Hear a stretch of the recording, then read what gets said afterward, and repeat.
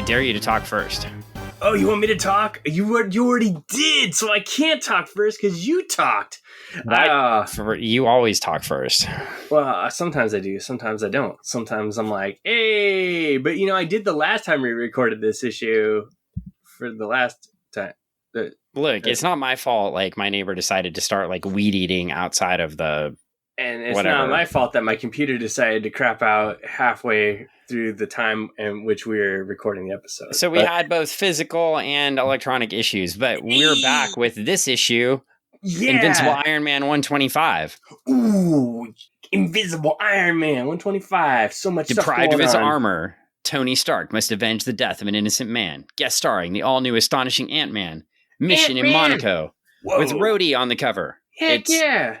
And we're James back. Bond. James Bond, Tony La Russa. Yeah. He's going to tell you how It does look like Tony La Russa, famed baseball manager. Yeah. Of the A's and White Sox, right? Yeah, totally. In a James Bond suit. Yeah, exactly. Well, there we go. Well, that's it. That's the cover. It's a Bob Layton cover. It's beautiful. It is beautiful. Let's get into it. There's a rat down there. There's a rat down there. Oh my God, there's a rat down there and Peacemaker on the cover. What? Peacemaker? Ant-Man. Yeah. You're going to throw me with that every single time. I know, every time. And then you're going to look at it and you're going to go, it's Peacemaker. And then no, it's not. It's Ant-Man. But it looks like Peacemaker. Well, we have a really sad-looking Bethany holding a gun. Yeah, she's like... She should probably holster that as the police come by. Probably, but she's not worried about herself. It's Iron Man. He's like, oh snap! I just killed a man, Mama. It's like, this is a bad day for Iron Man. Well, he's not having a good day, and here come the police, and we've got a dead ambassador down on the bottom, and yeah, it's not looking real good. No. This is trouble. And now we get Iron Man in his original costume on the second page. Yep. Or is that just an interesting coloring choice? It might be an interesting coloring choice, but it does look like his. I mean, you go back and forth between the two pages, and you're like, "Hey, it's original costume."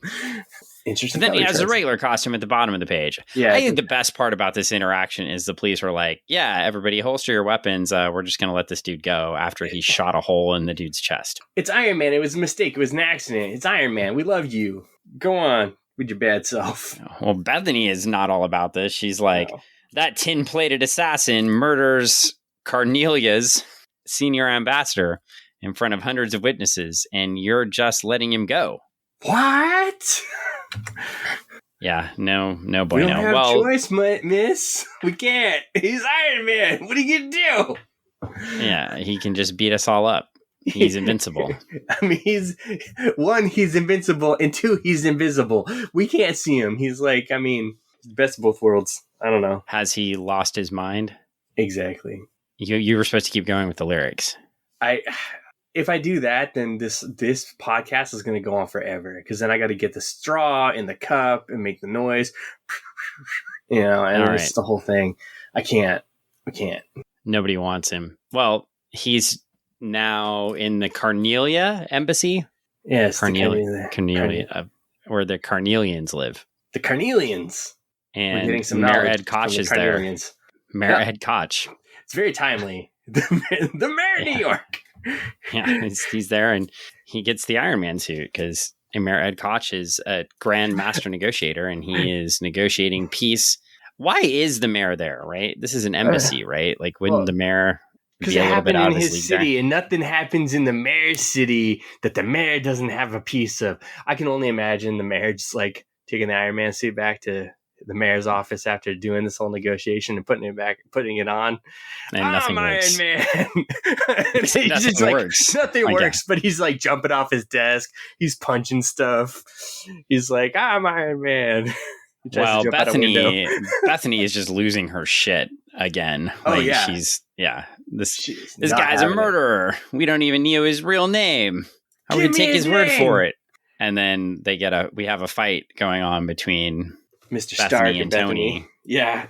Yeah, and this is just one of those, it's really interesting, right? We've got one of those scenes where Michelinie is adding text in boxes when we don't need it again, like he was last issue. Yeah. Think of that. For an instant, two pairs of eyes lock as two souls realize that words have been spoken that should never have been heard. And I don't need that because I can see it. Because we saw it in the panel before when it was like we got to see the fight that happens at your family reunions and stuff like that. Most of us have seen between that one aunt and that uncle, generally not married together. Well, we've got Bethany leaning over the table at him too, which is clearly John Romita Jr. And then we've got faces that are clearly Bob Layton at the bottom.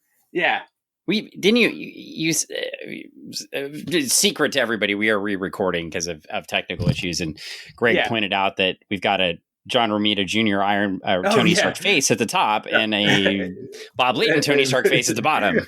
Yeah. One is super detailed and one is just, hey, I'm Tony. But then you get the same thing going on in the next, you get the next page. Arthur. We get going to the next page and we've got stuff going on here, and Tony comes in and he is drunk as a skunk. Yes, Ms. Arbogast is like, good morning. Oh my lord. Oh my miss. Be quiet. His tie is inside his little vest. Yeah. He's not looking real good. No, his hair, though, is perfect. Yeah. Oh, Tony, like, if anything, his hair looks perfect. His stubble looks like he's been working out with the wrestling coach because he's got that perfect, like, raw stubble. Yeah. Well, you notice every time I shouldn't say every time, but when Tony is drunk, he has that 5 o'clock shadow going. Oh, yeah. Yeah. Well, he heads to his office where there's some more alcohol for him to drink, and he grabs some. And admittedly, like, he did just accidentally murder someone. So, I mean, if you're going to drink, that would be a good reason. Yeah. You continue to have that drinking going on. But we are at least advancing the Demon in a Bottle storyline here. Yeah.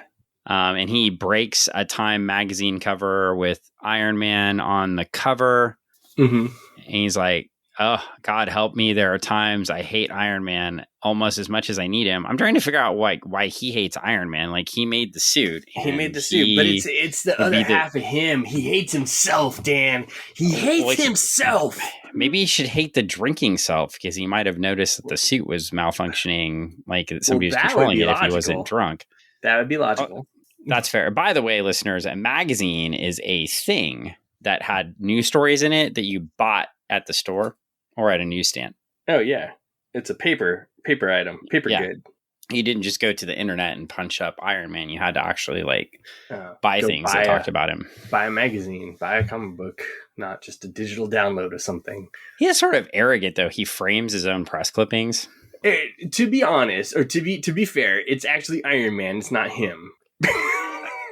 I'm trying to justify it, right? I mean, yes. Well, we get to the Avengers mansion. All right. Oh, hey, the Avengers. We've got an Avengers lineup. Love that team. Which I can get. We're ready. We've got the Falcon. Yeah. Vision. Yeah. Beast. Yeah. Captain America. I got that one. Yeah. We've got Carol Danvers, Ms. Marvel, emphasizing Ms. Marvel, Carol Danvers, never Captain Marvel until way later. Yeah. Ms. Marvel. Huh? Before Rogue takes her powers. Huh? And I think that's the Wasp. I think it might be. I mean, we could be wrong. It looks like it's an interesting Wasp costume. It's not very waspy, but maybe it's not. It might not be. I don't know. We'll find out in a page. We'll find out. Yeah. I know it's the Wasp because Beast talks to her on the next page. But okay. We've got Tony storms in just as Cap is talking about having to take over the leadership of the Avengers temporarily from Iron Man. And then now we've got an entire nice scene where Beast, he's so calm, and Beast says, I know Wasp, kind of spooky, isn't it? So that's how I knew it was Wasp. Yes. But I didn't know that until I turned the page. And you're like, why is the Beast with the Avengers before? And I was like, well, Beast left the X-Men because he was mad at Professor X. For tricking everybody, right? Hiding stuff from them. Hiding stuff, and then he's hiding stuff from, he was hiding stuff from the original X-Men lineup, and then when things got a little hairy and they bring in other people, A little hairy. A little hairy. Ha ha. I did not. That was no. I mean, it is. I know the Beast was obviously in the X-Men or in the Avengers during this time, but it's always weird to see the Beast outside of X-Men or X Factor. Me. Like, it's almost like he just doesn't belong there. He's the Beast. He doesn't belong anywhere. Didn't they try to get the Beast off in solo stories too? What was the Defender where the Defenders started? Marvel feature. Was it Marvel feature? Marvel feature. I think so. Well, anyway, it's one of those tryout books, right, where they try new concepts and they try to get the Beast over as a solo hero, and it didn't go very well. Because people like him in teams. He's great in teams, and because he definitely adds to the thing. But it's like him by himself is like okay. Yeah, he's sort of plucky comic relief at this point too. Stars and Garters. I was right. Marvel feature. Hey, I think he was in Marvel feature. Well, I'd have to look, but which is funny that the Defenders appeared in Marvel feature. I wonder if he says Stars and Garters with Captain America around. Stars and Garters. Probably does. Oh, that'd be so funny. Well, anyway, we've got some extra stuff going on. Oh man, it's so extra. Cap and Tony. It's just got a random montage. Like, I am a little bit confused, right? Like, why does Tony Stark need to go to Captain America for training? Hasn't he been training his body for a while? Yeah, but I mean, Cap is like the best of it's like, hey, show me what's up. You know all this stuff. I want to know how to do this. I gotta handle myself without the suit. I mean, he doesn't say that, but he's like, show me how to do some hand-to-hand combat. You know how to do this. You've been doing it for decades. Yeah, that seems about right. So, well, we have a training session, a training montage, and then we get another aside where Tony goes to see Scott Lang. Oh, what? Who's Scott Lang, Dan? Oh, Scott Lang is the Ant-Man in the movie. Oh, what? I thought Hank Pym was the Ant-Man. Oh, wait, I thought Hank Pym was the Giant Man. The Giant Man? And Scott Lang is the Ant-Man, a Giant Man, and Ant-Man. Oh my goodness! There's just something. There's a lot of Pym particles going around, bigs and smalls, all around. So I don't know if that's healthy. No, to have all those Pym particles going around. No, that's how you end up with in a weird world. Well. Weird world. Well, anyway. Tony Stark bringing in all the teams, man. He's talking to everybody. He's making the rounds. Well, Tony goes to our favorite ex-con Ant-Man and asks him to break into Rikers Island. Yeah. He's like, hey, I got a big favor to ask you. What's that? I need you to go back into the pen. What? No, I've been there too long. Don't do that to me, seems like a great idea. Like, yeah, I just always wanted to go back to prison. My favorite place. It's like, I love being a free person. And Tony's such an asshole too. He's like, you're familiar with the layout of Rikers Island and the guard schedules and everything because you used to live there. You used to frequent the place, didn't you? Well, anyway, Scott does it, and he goes in to see Whiplash. But now, remember when I was saying sometimes the word bubbles aren't necessary because the art tells us what's happening? Yes. This time, I wouldn't have had no clue that was Whiplash, so definitely needed. Why is that, Dan? Well, he's got short, kind of Beatles-looking red hair, and he's got a weird sunken-in face. And he's not wearing his like weird clothes. They sure treat them nice at Rikers Island. He gets to have posters in his cell and bookshelves and he's got all the amenities. That's pretty nice. Well, Scott Lang shows up and where's Whiplash's ponytail? Like, what's going on? I don't know. He whipped it back and forth too many times. Yeah. It got frozen by the blizzard. I don't know. Yeah, it snapped off. Where it broke like his whip. Exactly. So the Peacemaker asked him a bunch of questions. Ant-Man scares him and he goes back to see Tony and gives him a dossier. By the way, a dossier is this thing in a folder on paper. Paper. Instead of just like emailing somebody, you used to have to like actually give them papers to read. It's amazing. Paper. We're much more efficient now. I mean, to be honest. You think so? I don't know. We just send a text. Here you go. Here's the information.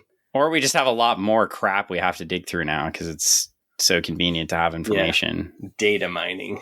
Well, anyway, we are into it now. We've got Tony's getting on his jet to go to Monaco. So he can take out Mr. Hammer. And he runs into Rhodey. All right, Rhodey's back. He doesn't run into Rhodey. Rhodey is the man with the, so obviously Rhodey's going to be taken to the skies with Tony. Tony got no suit. Tony can't fly. Only way he's going to get there is with Jim Rhodes, the man of the hour. Yep. It's possible. Oh, I did just confirm that the Beast had a solo feature. Did he? Okay. Yeah. So it was in Amazing Adventures, though. Oh, Amazing Adventures. I was incorrect. It was not in Marvel feature. It was in Amazing Adventures. So that did happen. All right. So I was wrong about the comic, but I was correct that they tried to launch him as a solo hero. It did not work. Nobody cares about the Beast in this big Nobody cares about the Beast. That we're talking about the Beast instead of talking about this story. Tony Stark and Rhodes back at it again. They're back together again in the sleek Learjet, and they are off flying to Monaco, and they get there in record time. I mean, they get there in like a panel. They take off, and they're there. That is one fast jet. It is. Boom, boom. Well, you got Rhodey behind the controls, and they just, It's supersonic. Supersonic. The miles and hours pass, presently filled with reminiscence and laughter. Oh, it did take them a while to get there. Never mind. Okay, they're talking. Is Tony? Oh, he's drinking. Oh my God! Right, Lake. Look. Oh yeah, he's just got a flask out. Hey, Rowdy, let me tell you a story about that time that we did the thing when we met. Remember that? That was fun. I got blown up. Bob Layton is fantastic. Or, well, I guess it was probably John Romita Jr., but whoever was hiding the alcohol all over the place in these things is really cool. Oh, yeah. So they're there and they're walking through the airport where Hammer's at. Tony goes to use a payphone. Payphone? Put them change pieces in there. It was a thing you used to call people before you had cell phones. Yeah. It's a cell phone on the wall. Wait, no, that's not a cell phone on the wall. Imagine this. Like, imagine a day where you went for a walk and no one could contact you. Unless you stopped at a payphone and called someone. And called somebody? Or they would imagine a time where you came home from school and you wandered outside and played with your friends and your parents didn't worry about where you were as long as you showed up for food. The only way you knew where people were is if you saw the pile of bikes in the front yard. Yep. Well, anyway. Yeah, anyway. Maybe a worse time, maybe a better time, but we are now moments later in a nearby beach section of the resort city of Monaco. Oh, yeah. And we're going to Hammer's Imports. Hammer's Imports. And we show up at Hammer's Imports. And do you think they just import hammers there? It's just nothing but hammers, and that's all? It's entirely possible. Hey, are you looking for a ball peen, a claw hammer, a sand hammer? What kind of hammer are you looking for? Because we got them all, every kind of hammer, and much, much more. And we're located just off I-5. That's just right. Off I-5, the freeway. That's right, I-5. I-5. Just off I-5, the freeway. Bring the kids down and we'll give them a hot dog on Saturday, only on the 5th Saturday of every month. Just off I-5. Hammer Imports. Well, we are in Hammer Imports.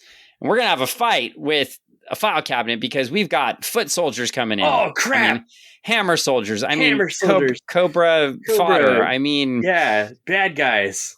Ninjas. They look like all of those things. They look like classic Cobra guys. They look like foot soldiers. They look like they're Hammer's bad guys. They are bad. And we were discussing the Vigilante earlier, and fortunately most of that discussion will be lost to history, but they do sort of look like miscolored DC Comics Vigilante. Yeah, maybe. If they were blue, they even have a V. They do. And then they're like V's and reverse V's. Oh. Well, it's a V-neck. V-necks were very popular back in the day when this book was made. I mean, look at the but shirt. They're not V-necks. They're all closed-in suits, Greg. Well, yeah, but it's a V. It's a deep V collar. Like look at Tony on the panel above with his open collar and that deep V going all the way down to his stomach. It's because he's drunk and he's hot, and he's got all that unbutton the shirt, all his hamburgers hanging out.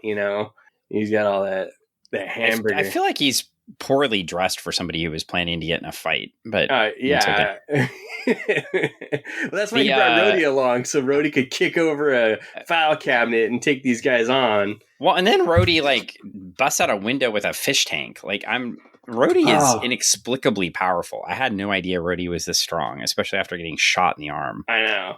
Rhodey's he shoots a dude, he busts out a window with a fish tank, almost takes out a lady walking down the street down to the beach. I mean, he's unstoppable.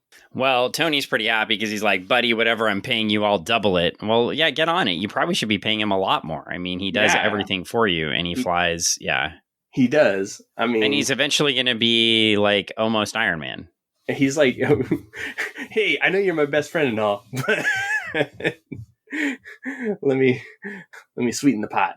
Well, the guy at the imports place calls Mr. Hammer. Mr. Hammer fires him out of his great generosity and love for what he just did for him. And wow, now they're off in a Jeep and they run over Beldar's hot dog stand. What? Man.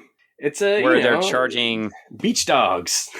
Beach dogs. Now, just for full disclosure, because we did have to record this twice, we had a whole discussion of what the French currency was, and neither of us knew. It is indeed the franc or franc or franc. It's a franc, which I found ironic because it's 5 francs for 1 franc. Boom, boom. One of Beldar's red hots. Red hots, yeah. That's one big dog right there. That is a big dog. It's bigger than the bun. They're no more. I mean, they destroyed all the hot dogs. They got destroyed. Yeah. So we got a lot of screaming, and then we get to a last page, and it's the Jeep diving down, and there is a hover boat. Yeah, screech, so sputch, awesome. Chakroom, scrow, chakroom, sputch, screech. And next issue. Yeah.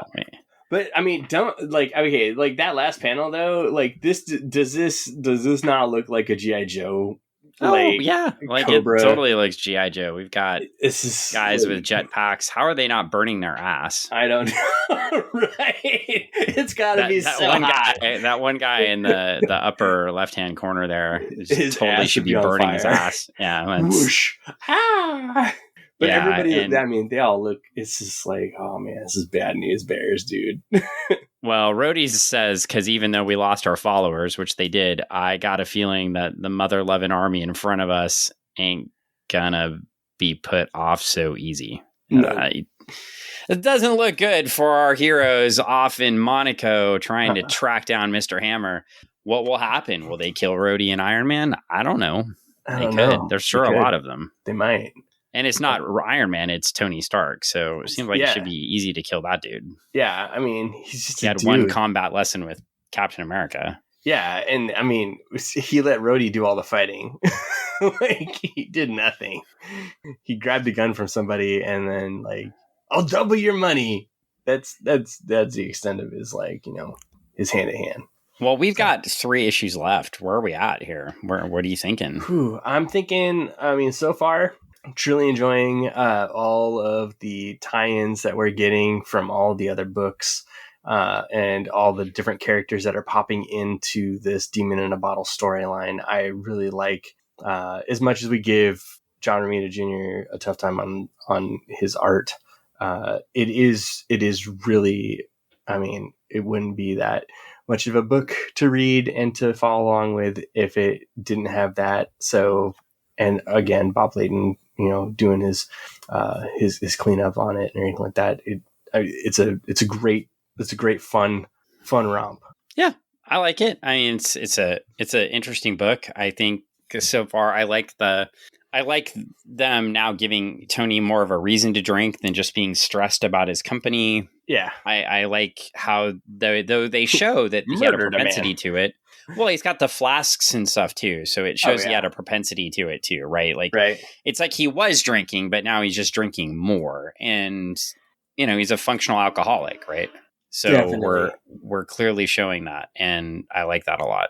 Yeah, he's definitely somebody who it looks like he could be a person that could drink all day long and continue on through the day unfazed. And that's what he's attempting to do. And now he's going to go drunk fight an army. So this will be exciting. Oh, boy. Well, we made it to the end of 125. Do you have anything to plug, sir? I have nothing at the moment. I mean, I know outside. Okay. Outside of when I cue you up like this, you're supposed to say the upcoming O-Comic-Con in Omaha. It's not called the O-Comic-Con, actually. O-Con Expo. O-Con Expo in Omaha, Nebraska, where the 20th or the 20th. What, am I supposed to keep your calendar too? Yeah, well, I don't have the calendar up, Dan. You leave me in charge.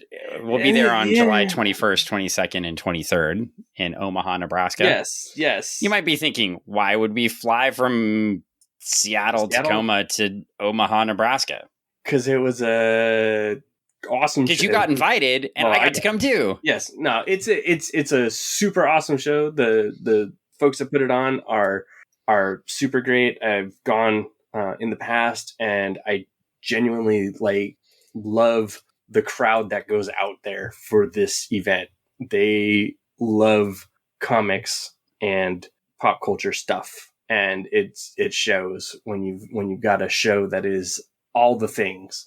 So to miss out on something like this for the last couple of years because of everything the world's been going through, and to have it come back, this is definitely something I'm excited about. And to be able to bring friends like Dan and Mike and Brett to it, I think it's going to be just a good time.